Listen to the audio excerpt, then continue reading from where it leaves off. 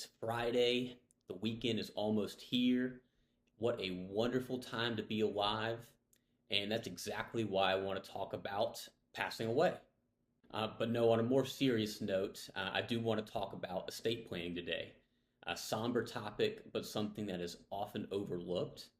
Now, I'll be the first to say I am not a lawyer.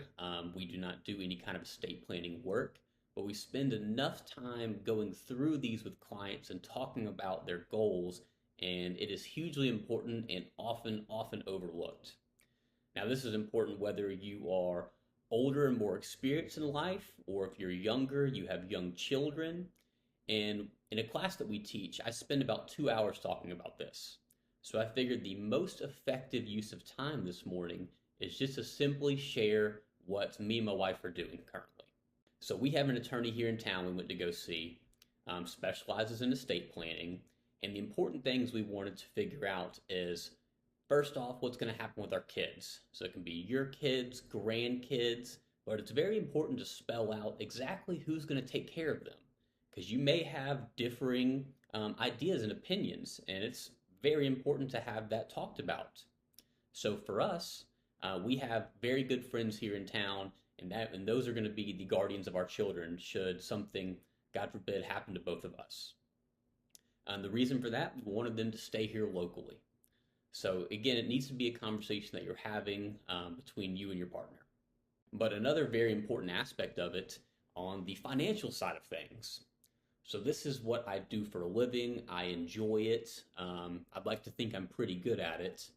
My wife has a lot of amazing traits. Now, financially, that isn't one of them. She's great in a lot of other areas, but I want to make sure that she would be taken care of. So what we did for us again is we set up a trust. You hear people talk about trusts ever so often, and should I have one, and what's the purpose of them?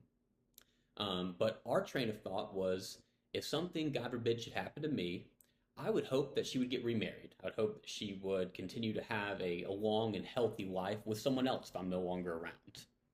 But I want to make sure that she would be financially secure. So with our assets, mainly life insurance being one of the biggest ones, should I pass away, that goes into trust for her.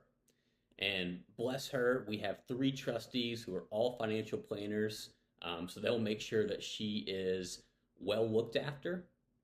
But then what happens if both of us pass away?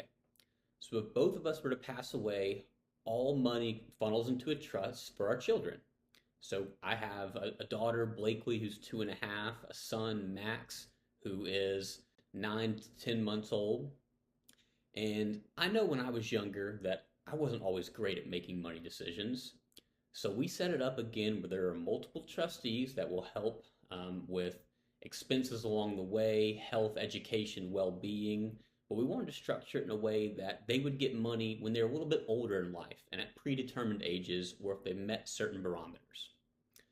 So we have them getting money at 28, 31, and 35. How do we come up with those ages? Honestly, I think we just guessed.